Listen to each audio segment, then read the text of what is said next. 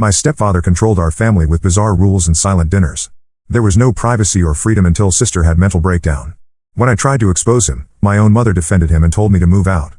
My stepfather Pierce, 48M, has been married to my mother Diana, 45F, for 8 years now, and he runs our household like some kind of military compound with the strangest rules I've ever heard of. My mother divorced my biological father when I was 7. She struggled as a single parent for 3 years before she met Pierce at her office job. He seemed like the perfect gentleman back then. He would bring flowers, open doors for her, and always spoke politely to us kids. My younger sister Kira, 16F, and I, 19M, actually liked him at first. Pierce owns a small construction business that apparently does very well. We moved from our cramped apartment into his large house in the suburbs about 6 months after they got married. The house has 5 bedrooms, a finished basement, and a big backyard. From the outside, everything looked perfect. But once we moved in, Pierce started implementing his house rules. At first, they seemed reasonable. Clean up after yourself. No shoes in the house. Be respectful. Normal stuff that any parent might have. Then the rules got weirder. Rule number 1, no one speaks during dinner unless Pierce asks a direct question. Not even asking someone to pass the salt. If you need something, you point at it and hope someone notices. Dinner usually lasts about 30 minutes of complete silence except for the sound of chewing. Rule number 2, none of the kids can have locks on their bedroom doors. Pierce removed all the door handles that had locks and replaced them with basic knobs. He said privacy breeds secretive behavior, and secretive behavior breeds problems. Rule number 3, when Pierce comes home from work each day, everyone in the house has to line up in the hallway to greet him. We each have to give him a hug and tell him one good thing that happened during our day. If nothing good happened, we have to make something up. Rule number 4, no one is allowed to go into the basement workshop without Pierce present. He keeps it locked at all times and says his tools are too dangerous for us to be around unsupervised. Rule number 5, absolutely no questions about his work. This one he emphasized more than all the others. He said his business dealings are complicated and boring, and he doesn't want to burden us with adult concerns. These rules annoyed me, but I figured every family has their quirks. My mother seemed happy with Pierce, and he never raised his voice or got physical with any of us. Kira adapted to the rules faster than I did, probably because she was younger when they started. The punishments for breaking rules were what really got to me. Pierce never hit anyone, but he had other methods that were somehow worse. If you broke a rule, you had to do wall sits in the living room until your legs gave out completely. I'm talking about pressing your back against the wall and sliding down until your thighs are parallel to the floor, then holding that position. The longest I ever lasted was 12 minutes before I collapsed. Kira once had to do it for breaking the dinner silence rule when she accidentally coughed too loudly. But the worst punishment was something Pierce called accountability presentations. If you broke a major rule, you had to create a PowerPoint presentation explaining what you did wrong, why it was wrong, how it affected the family, and what you would do differently next time. Then you had to present it to the entire family after dinner. Everyone else had to contribute by pointing out additional ways your behavior was problematic. Even my mother participated in these sessions. I had to do 3 accountability presentations in my first year living there. One for leaving dishes in the sink overnight. One for forgetting to greet Pierce properly when he came home because I was on a phone call. And one for asking Kira if she wanted to walk to school together, which apparently violated the no talking during breakfast rule. The strangest thing about Pierce was how different he acted outside the house. Whenever we went to family gatherings or neighborhood events, he transformed into this charming, funny guy who seemed genuinely interested in everyone around him. Neighbors would always tell my mother how lucky she was to have found such a wonderful man. Teachers at Kira's school would comment on what a supportive stepfather he seemed to be whenever he attended school events. I started noticing other odd things about Pierce over the past year. Despite owning a construction business, he rarely left the house during normal business hours. Most days, he would disappear into the basement workshop around 9 in the morning and emerge for lunch, then go back down until dinner. I could hear power tools running, but never the sounds you would expect from typical construction work. Sometimes men would come to the house to meet with Pierce. They always looked out of place in our suburban neighborhood. These guys drove expensive cars but dressed in cheap clothes. They had thick accents that sounded Eastern European, and they always seemed nervous or agitated when they arrived. Pierce would take them straight to the basement, and I could hear muffled conversations that sometimes got heated. My mother acted like these visits were completely normal. When I mentioned the strange visitors to her, she just said Pierce had many different business contacts and it wasn't our place to judge people based on their appearance. The thing that bothered me most was how Kira started changing after we lived there for a few years. She used to be outgoing and talkative, but she became quiet and careful about everything she said or did. She would flinch slightly whenever Pierce entered a room, even when she wasn't doing anything wrong. She stopped inviting friends over because she said it was too stressful to make sure everyone followed all the house rules. About 3 months ago, something happened that made me realize how bad things had gotten. Kira accidentally knocked over her water glass during one of our silent dinners. It wasn't a big spill, maybe a few ounces of water on the table. She immediately started apologizing and cleaning it up with her napkin. Pierce didn't say anything during dinner, but afterward, he announced that Kira would be doing wall sits for 20 minutes as punishment for disrupting the family meal. When I pointed out that it was clearly an accident and she had cleaned it up immediately, Pierce added another 10 minutes to her punishment for my interruption. I watched my 16-year-old sister slide down the wall and hold that position while tears ran down her face. After about 8 minutes, her legs started shaking. After 15 minutes, she was sobbing but still trying to hold the position. When she finally collapsed at 18 minutes, Pierce made her start over because she had given up before her time was finished. That night, I heard Kira crying in her room. I wanted to comfort her, but I also knew that Pierce sometimes checked on us after bedtime, and being in each other's rooms after hours was against the rules. I lay in my own bed listening to my sister cry herself to sleep, and I realized that our house had become a prison. The next morning, I tried talking to my mother privately while Pierce was in the basement. I told her that the punishments were getting too severe and that Kira was obviously struggling with the strict environment. My mother listened but then said that Pierce was just trying to teach us discipline and respect. She said that children today have too much freedom and not enough structure, and that Pierce was helping us become better people. When I suggested that maybe some of the rules were unreasonable, my mother got defensive. She said that Pierce worked hard to provide for our family and that we should be grateful for everything he had given us. She reminded me that before Pierce, we had struggled financially and lived in a tiny apartment. She said that if I didn't like the rules, I was free to move out when I turned 18. I realized then that my mother wasn't going to help. She had convinced herself that Pierce's behavior was normal, or maybe she was too afraid of losing financial security to challenge him. 2 weeks ago, I made a decision that might have been stupid, but I couldn't watch Kira suffer anymore. I set up a small camera in the living room, hidden behind some books on a shelf. I wanted to record one of the punishment sessions to show my mother later, hoping that seeing it from an outside perspective might help her understand how wrong this was. I didn't have to wait long. Kira broke the basement rule by accidentally opening the workshop door while looking for the laundry room. She claimed she forgot which door was which, but Pierce didn't care about the reason. The punishment session I recorded was worse than I expected. Pierce made Kira do wall sits for 40 minutes total, with brief breaks only when she completely collapsed. While she held the position, he stood over her criticizing everything about her attitude and behavior over the past week. He said she was becoming disrespectful and ungrateful, and that she needed to learn appreciation for everything the family had provided for her. When Kira finally finished the wall sits, Pierce announced that she would also need to prepare an accountability presentation about respect and gratitude, to be delivered the following evening. I have the entire session recorded on my phone now. When I watch it back, I can see how terrifying and humiliating the whole thing was. Kira looks exhausted and defeated by the end. This is my 16-year-old sister being broken down by a grown man who is supposed to be taking care of her. I tried showing the video to my mother yesterday while Pierce was meeting with one of his basement visitors. I thought she would finally see how extreme things had become. Instead, she got angry with me for secretly recording family interactions. She said I had violated everyone's privacy and that I was trying to make Pierce look bad by capturing him during a necessary disciplinary moment. She demanded that I delete the video immediately and promise never to record anything in the house again. When I refused, she said she was disappointed in me for trying to undermine my stepfather's authority. She said that if I couldn't respect the family structure, maybe I should consider moving out sooner rather than later.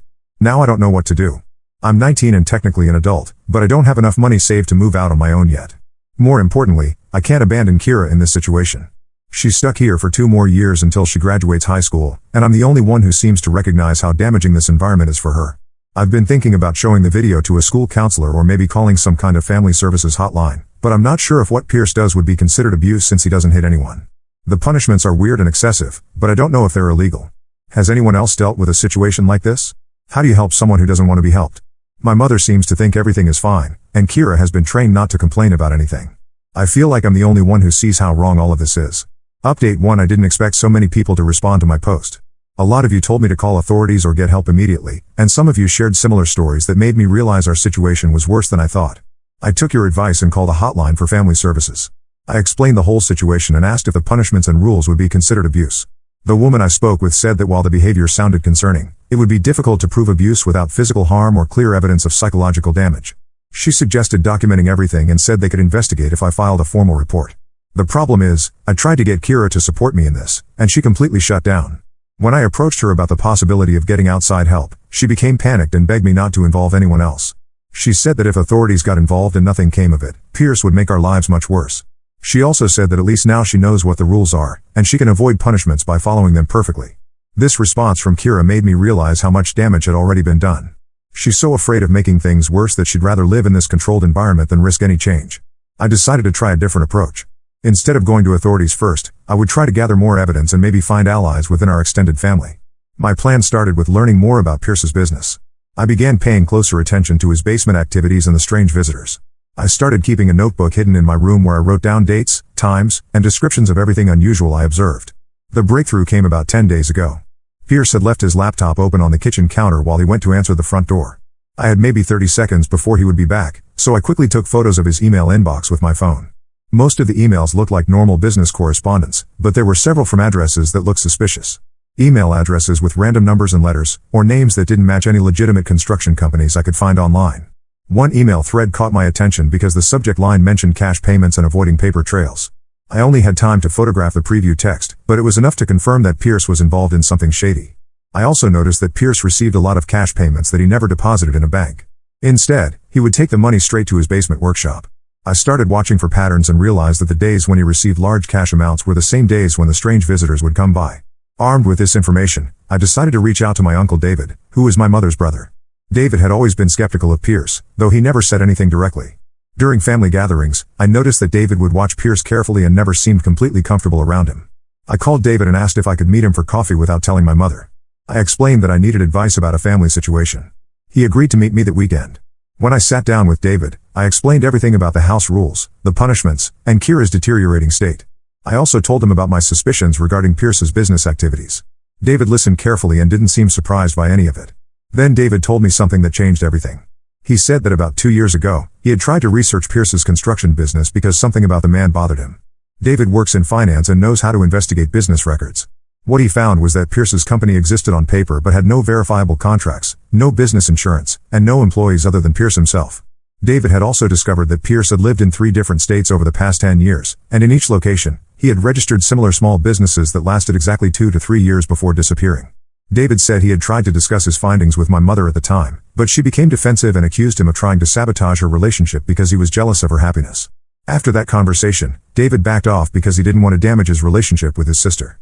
But now, with my new information about cash payments and suspicious visitors, David felt we had enough pieces to understand what was probably happening. He believed Pierce was likely running some kind of money laundering operation, using the construction business as a front. David offered to help me gather more concrete evidence, and he also promised to be there for Kira and me if we needed support. He said he regretted not pushing harder 2 years ago when he first had suspicions. We developed a plan. David would use his financial background to research Pierce's business activities more thoroughly. I would continue documenting the household situation and try to get better evidence of the basement operations.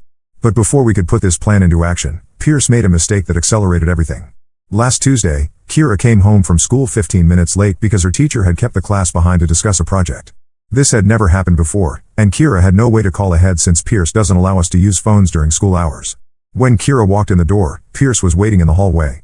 He immediately launched into a lecture about punctuality and respect for family schedules.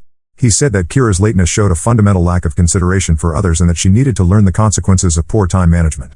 Pierce announced that Kira would be doing wall sits for 1 hour, with 5-minute breaks every 15 minutes.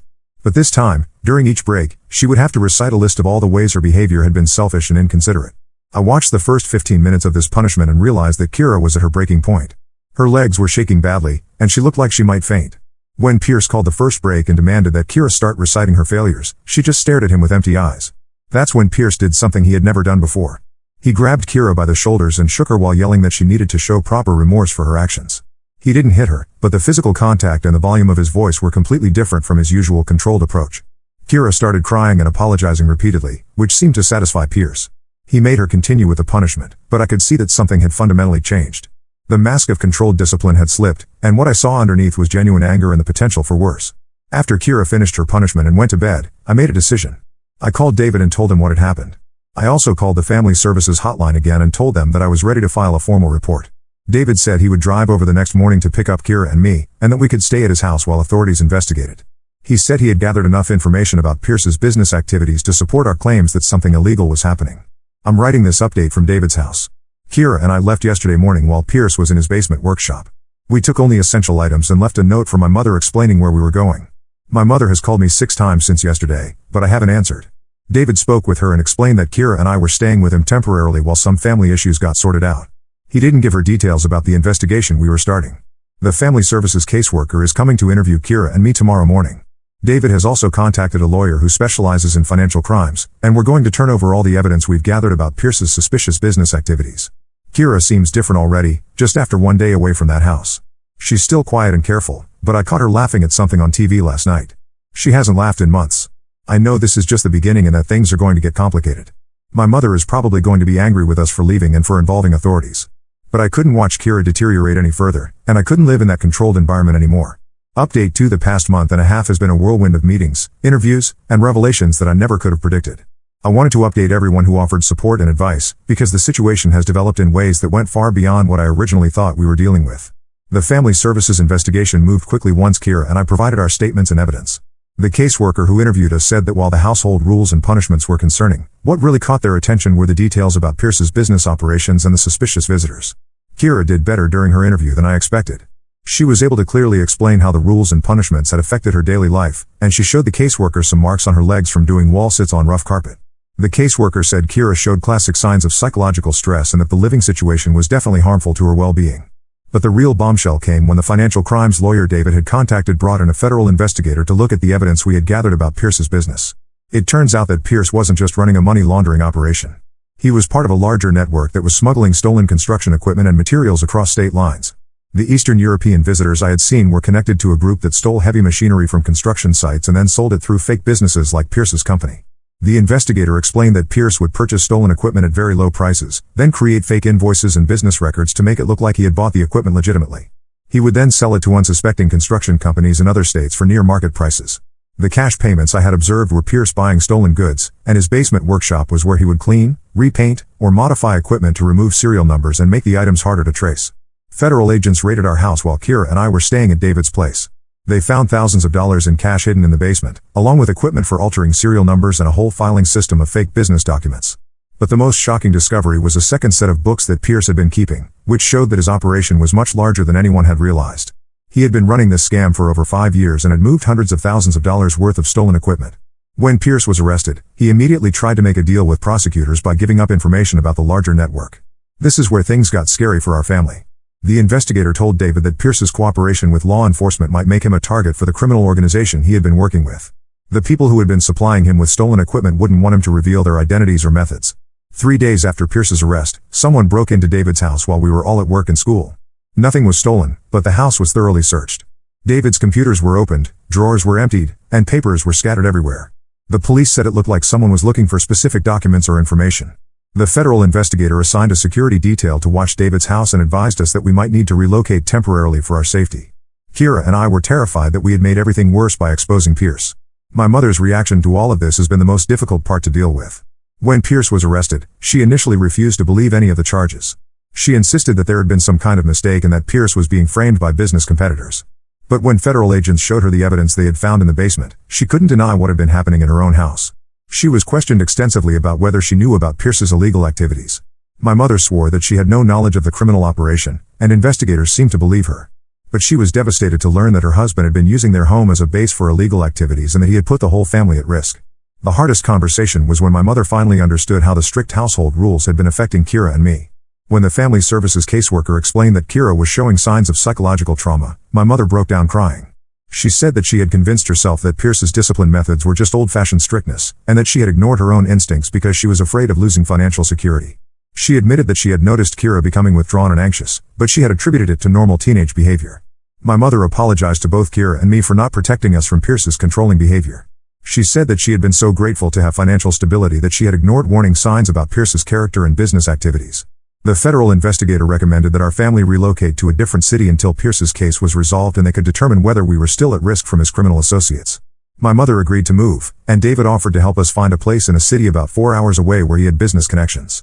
2 weeks ago, we moved into a rental house in our new city. It's smaller than Pierce's house, but it feels completely different. Kira and I each have locks on our bedroom doors. We talk during dinner.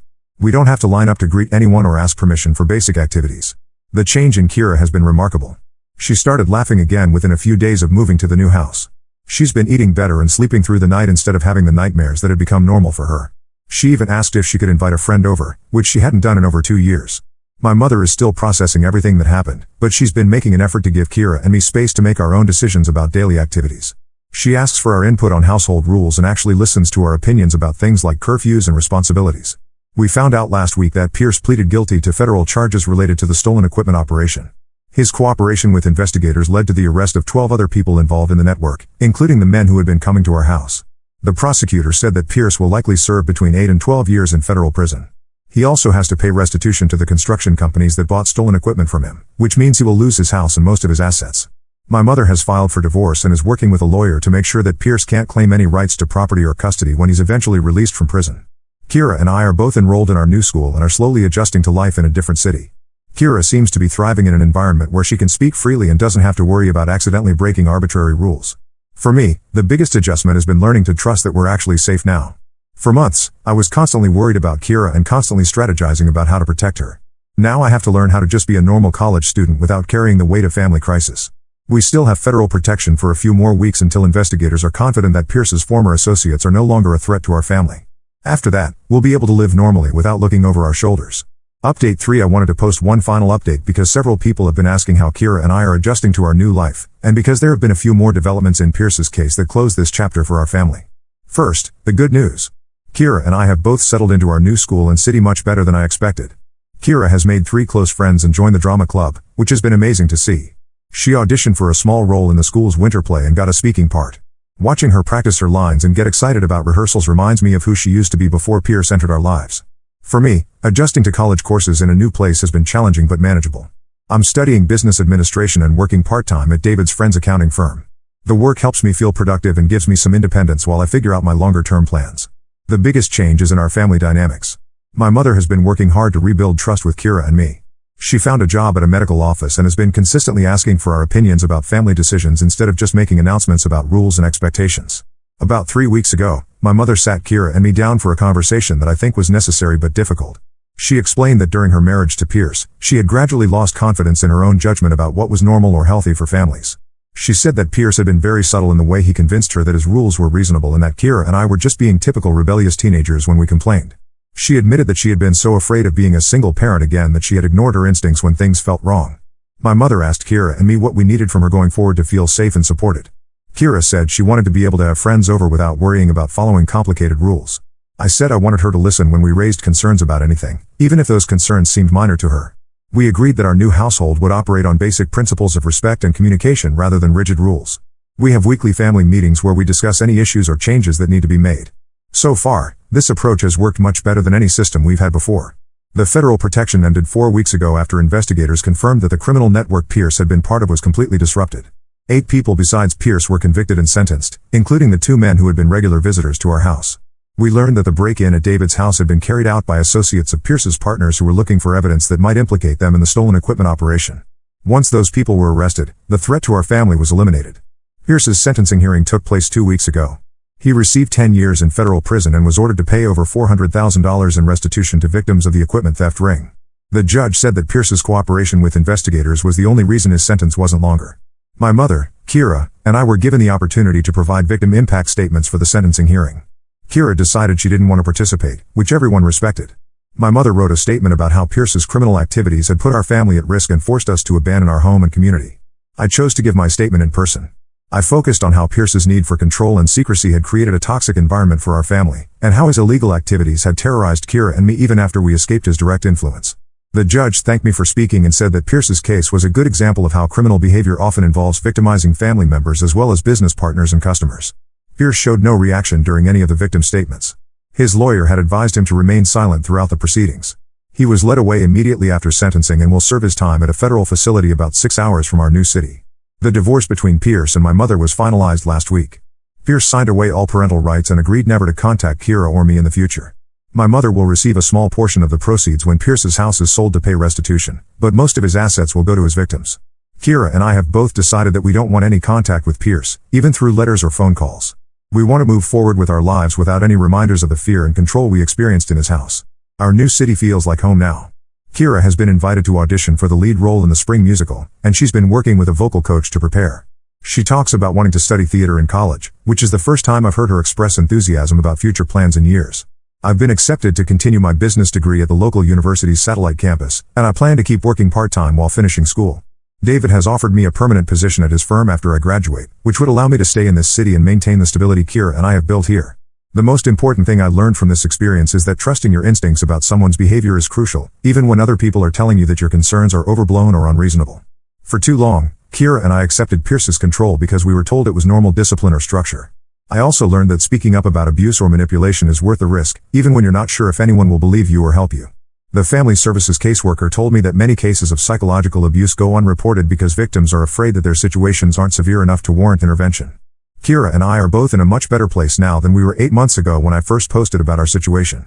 We have a stable home, supportive relationships, and most importantly, the freedom to make our own choices about daily activities without fear of arbitrary punishment. I want to thank everyone who responded to my original post and updates with advice and encouragement.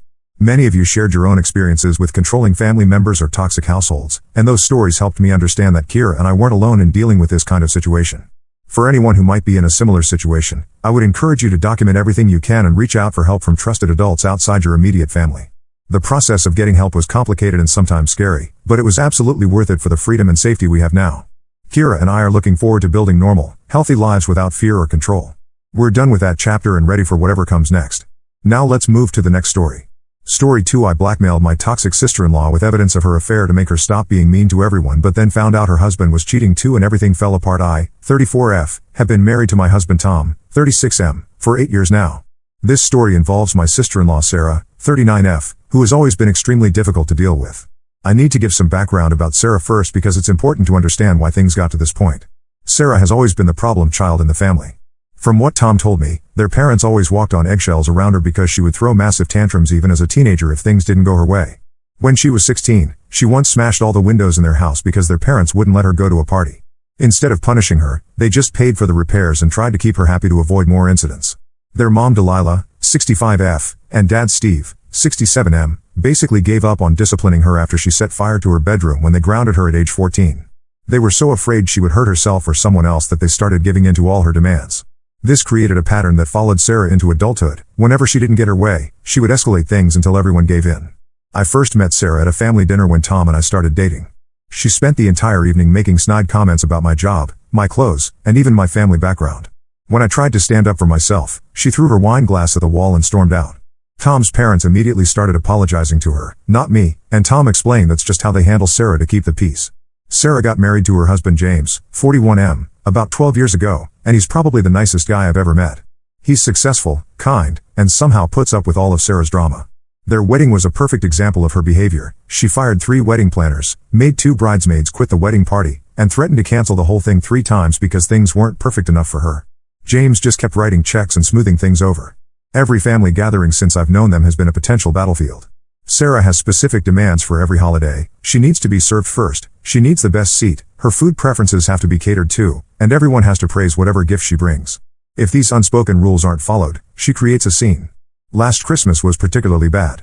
Sarah threw a fit because my mother-in-law served turkey instead of ham, which Sarah preferred. She literally flipped the entire dining table, ruining everyone's dinner, and stormed out. No one said anything. They just cleaned up and acted like it was normal. Tom's parents even apologized to her later for not checking her preference first. I spent hours helping clean cranberry sauce off the walls while everyone talked about how we should have known better. At my wedding, she showed up in a white dress because she claimed blue, our wedding color, didn't suit her complexion. When I tried to object, my mother-in-law begged me to let it go to avoid drama. Sarah then demanded to be in all the family photos, even the ones that were supposed to be just me and Tom. Our photographer quit halfway through because Sarah kept screaming at her about angles and lighting. She's made multiple waitresses cry at restaurants, gotten several people fired from their jobs by complaining to their managers, and even got her neighbor's dog taken away by animal control by making false complaints. The poor dog had done nothing except bark when Sarah was trying to take her afternoon nap. The neighbors had to move away because Sarah kept calling the police on them for every little thing. Even at work functions, she causes problems. James is a partner at a law firm, and Sarah has gotten 3 of his associates transferred to different departments because she didn't like how they looked at her at company parties. She once threw a drink at a senior partner's wife because the woman was wearing the same dress as her. James had to make a substantial donation to the partner's favorite charity to smooth things over. The family's standard response is always that's just how Sarah is and it's easier to give in than deal with her anger. Even Tom, who is usually very protective of me, asks me to just ignore her behavior. Last Thanksgiving, she called me fat and suggested I should consider gastric bypass surgery.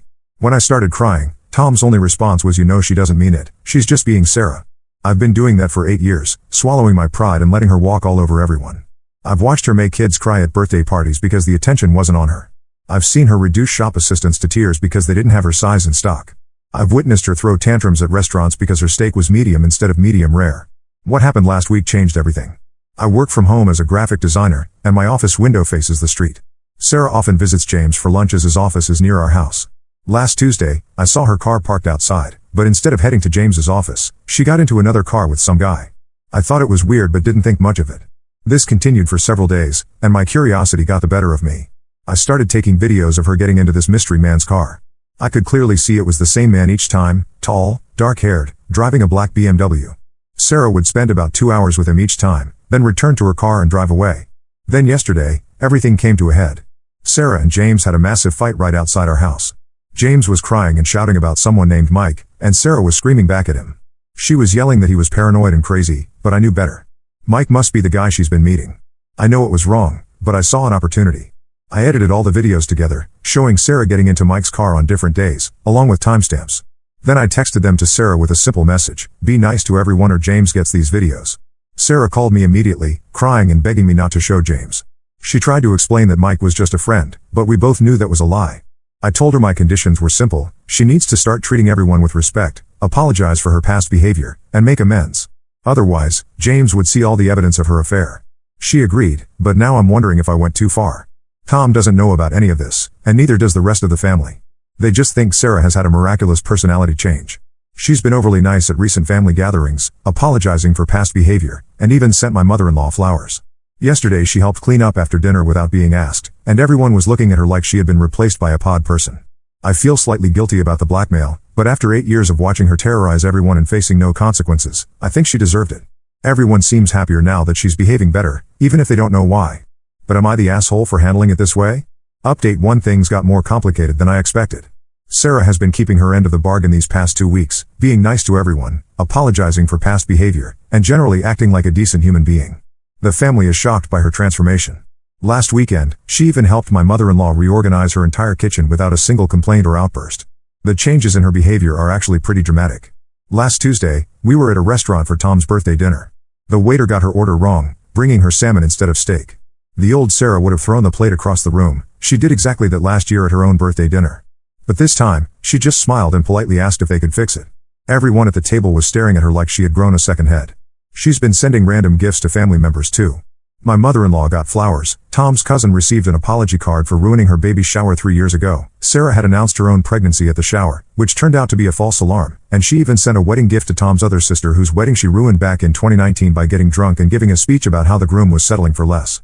But last week, something happened that made me question everything. I was having coffee with James's sister Amy, 43F, who I've become friends with over the years. We usually meet at this little cafe near her office every other Wednesday. She seemed distracted and worried, not her usual chatty self. When I asked what was wrong, she started talking about how worried she was about James because he's been acting strange lately. According to Amy, James has been staying at the office until 11 p.m. most nights, claiming he's working on a big case. But when she called the office one night looking for him, his secretary said he'd left hours ago. He's been being secretive with his phone too, taking calls in another room, tilting the screen away when anyone walks by, and Amy once saw him delete all his text messages when Sarah asked to use his phone to make a call. He's been making excuses to miss family events too. He missed his own father's retirement party last month, claiming he had a work emergency. Amy later found out from another partner at the firm that there was no emergency that night. He's been withdrawn at family gatherings he does attend, constantly checking his phone and making excuses to step outside for calls. That's when Amy dropped the bombshell. James has been seeing his secretary, Jessica, for the past 6 months. Amy knew because she saw them together at an Italian restaurant in Millbrook, a town about an hour away where her daughter goes to college. They weren't even trying to be discreet, holding hands across the table, feeding each other bites of food, and she saw them kiss when they thought no one was looking. Amy had been keeping this secret because she didn't want to hurt Sarah, despite how awful Sarah had been to everyone. She showed me pictures she took at the restaurant. There was no mistaking it was James and his secretary. Amy was torn about whether to tell Sarah, especially now that Sarah seems to be trying to become a better person. I felt sick to my stomach. Here I was, blackmailing Sarah about her affair with Mike, when James was doing the exact same thing. The worst part? Sarah seems to have genuinely been trying to change. Tom mentioned yesterday that she's been going to anger management classes 3 times a week. He knew because he ran into her coming out of the counseling center when he was getting coffee next door. She's been making real efforts to repair relationships with family members too. Last week, she spent an entire day helping Tom's cousin move into her new apartment, the same cousin whose dog she got taken away 2 years ago. She's been babysitting for Tom's other sister, even though she previously claimed she hated children and refused to be around them. I couldn't keep this information to myself, so I called Sarah and asked her to meet me at a park far from both our houses. When I told her about James's affair, she broke down completely.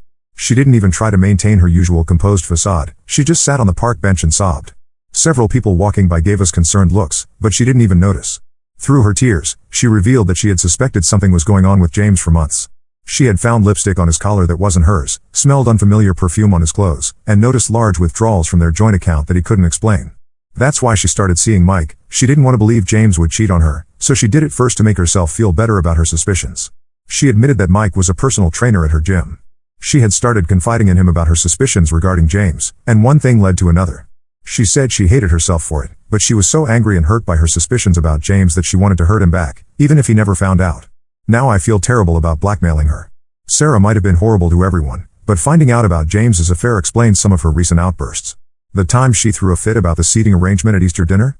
It was right after she found the lipstick on James's collar. The Christmas dinner table flipping incident? That was the day after she discovered those unexplained withdrawals. The guilt is eating me alive. I've been using her affair to force her to be nice, while she's been dealing with her own husband's infidelity. She begged me not to tell James about Mike, saying she wants to work on their marriage, but I don't know what to do anymore. Do I keep blackmailing her to maintain this new, nicer version of Sarah? Do I tell her that Amy has actual proof of James's affair? The whole situation is so much messier than I thought, and I feel like I'm in way over my head. Update 2: Everything blew up in the worst possible way this week. After carrying around the guilt of blackmailing Sarah and knowing about James's affair, I couldn't take it anymore. I decided to come clean to Tom about everything: the videos of Sarah with Mike, the blackmail, and what I learned from Amy about James and his secretary. I told Tom everything last Sunday night after dinner. I expected him to be angry with me, to tell me I was just as bad as Sarah for resorting to blackmail. But his reaction was completely different. He just sat there quietly for a long time, then asked me if I wanted to know the real reason everyone tolerated Sarah's behavior for so long. That's when Tom revealed something I never knew: Sarah isn't actually his full sister. Apparently, their mom had an affair years ago with a coworker, and Sarah was the result. Their dad knew but chose to raise her as his own. The only people who knew were their parents and Tom. He found out by accident when he was 15. He overheard his parents arguing about it during one of Sarah's episodes. Tom thinks this knowledge is what made everyone so tolerant of Sarah's behavior. Their mom overcompensated out of guilt, their dad tried extra hard to prove he loved her the same as his biological children, and Tom felt protective of her because he knew she was carrying around a burden she didn't even know about. He said there were so many times he wanted to tell her, especially when she would scream about how she felt like she didn't belong in the family. I was still processing this revelation when Sarah showed up at our door, mascara running down her face and shaking like a leaf. She had finally confronted James about his affair. She told him she knew he was seeing Jessica, his secretary.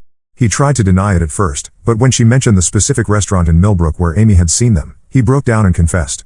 Their fight got so bad that the neighbors called the police. Sarah had started throwing things, not out of her usual anger, but out of pure heartbreak. She described watching James's face as he admitted to a 6-month affair with Jessica, how he claimed he fell in love with her, how different she was from Sarah. He told Sarah that Jessica was gentle and kind, everything Sarah wasn't. But that wasn't even the worst part. In the middle of their fight, Sarah's phone kept buzzing with text messages from me about meeting up to discuss the blackmail situation. James grabbed her phone, thinking she was texting Mike. He managed to unlock it, he knew her password, and found all our conversations, including the videos I sent her of her meetings with Mike. James is now threatening to show everyone the videos unless Sarah agrees to a divorce where he keeps most of their assets. He's claiming that her affair started first, it didn't, and that she drove him to cheat. He's already shown the videos to his lawyer and is threatening to use them to prove she was an unfit wife. Sarah had nowhere else to go, so she's staying in our guest room now. She's not the same angry person anymore, she's completely broken. Last night, after Tom told her the truth about her parentage, she just sat on the guest bed staring at the wall for hours. She told me that her anger issues stemmed from always feeling different from the rest of the family, like she didn't belong. She said she always felt like her parents were trying too hard with her, like they were overcompensating for something, but she never knew why until now. The truth about her biological father explains so much. Her anger issues started around age 12 when she first started noticing how different she looked from Tom and their other siblings. She was the only one with green eyes and dark hair in a family of blue-eyed blondes. She said she used to stand in front of the mirror for hours, trying to find any family resemblance. Things are tense in the house now. Sarah barely eats or speaks. Tom is struggling with guilt over keeping the secret for so long. I feel terrible about the blackmail, which now seems so petty compared to everything else that's come out. James keeps calling and texting, alternating between threatening to expose Sarah's affair and begging her to come back home. Yesterday, Sarah asked Tom for information about her biological father. Apparently, he's still alive and living just 2 states away. She's thinking about contacting him, but she's terrified of causing even more drama in the family. Tom's parents don't know that we know the truth, and Sarah isn't sure if she should confront them about keeping this secret her entire life. I don't know how this is going to end, but I know things will never be the same for this family again. My attempt to fix Sarah's behavior through blackmail has led to the unraveling of decades of family secrets, and I'm not sure if that's a good thing or not. Update 3: The past few months have been an absolute roller coaster for everyone involved. After everything came out, Sarah and James got divorced. He did end up showing the videos to the family, but it completely backfired on him because Amy came forward about his affair too. She showed everyone the pictures of him with Jessica at the restaurant, and even provided receipts showing he'd been taking Jessica to expensive hotels using the joint account he shared with Sarah. The divorce was messy. James tried to paint Sarah as the villain, but his lawyer dropped him when evidence of his own affair came to light. Sarah's new lawyer, recommended by Amy, surprisingly, was ruthless. She not only got Sarah half of everything but also proved that James had been embezzling money from his law firm to fund his affair. He ended up losing his partnership at the firm, and Jessica got fired too. Sarah moved to another state for a fresh start last month. She found a job as an event coordinator in Boston, which is ironic considering how many events she ruined over the years. Before leaving, she had a long talk with her parents about her real father. It didn't go well at first. Her mom broke down completely and her dad just walked out of the house. But they talked again a few days later, and more truth came out. It turns out her biological father, Mark, had wanted to be part of her life from the beginning. He had even offered to pay child support and stay away if they would just tell Sarah the truth when she was old enough. But their mom had chosen her marriage instead, and they made Mark promise to never contact Sarah. He kept that promise but had been keeping track of her life from a distance. Sarah found him on Facebook and reached out. They met for coffee when she was looking at apartments in Boston, and it was like looking in a mirror. They have the same green eyes, same dark hair, same mannerisms. Mark has 2 other daughters who look just like Sarah, and they've been incredibly welcoming to their new sister. The most surprising thing is that Sarah and I have become close friends. We talk almost every day, and she's like a different person now. Last week, she called me crying because she had snapped at a barista and immediately felt terrible about it. The old Sarah would never have cared about a stranger's feelings. She's in therapy, her choice, not anyone's suggestion, and she's working through her anger issues. Her therapist helped her understand that her rage was really just pain from feeling like an outsider in her own family. She actually apologized to me for all the years of awful behavior, and I apologized for the blackmail. We both agreed that we handled things badly, but maybe it was necessary for all these secrets to come out. Sarah said she feels free for the first time in her life, free from her anger, free from her parents' overcompensating guilt, and free from James's manipulation. Tom's parents are having a hard time dealing with everything being out in the open after so many years. Their mom had a minor breakdown and spent a week in the hospital. Their dad is trying to maintain relationships with both Sarah and James, which is causing tension with everyone. Tom is just relieved that he doesn't have to carry the secret anymore, though he feels guilty for not telling Sarah sooner. The extended family is still processing everything. Some relatives have sided with James, claiming Sarah's behavior over the years justified his affair. Others are firmly on Sarah's side, especially after learning about her parentage. Holiday gatherings are going to be awkward for a long time. Sarah is doing better now, building a new life away from all the drama. She's dating someone new, a divorced dad who she met in therapy, and she says he's teaching her patience and kindness. She might not be the nicest person yet, but she's trying, and this time it's for herself, not because someone is forcing her. Last week, she even reached out to some people she had hurt in the past to apologize. I guess sometimes you need everything to fall apart before you can build something better. The family will never be the same, but maybe that's not such a bad thing.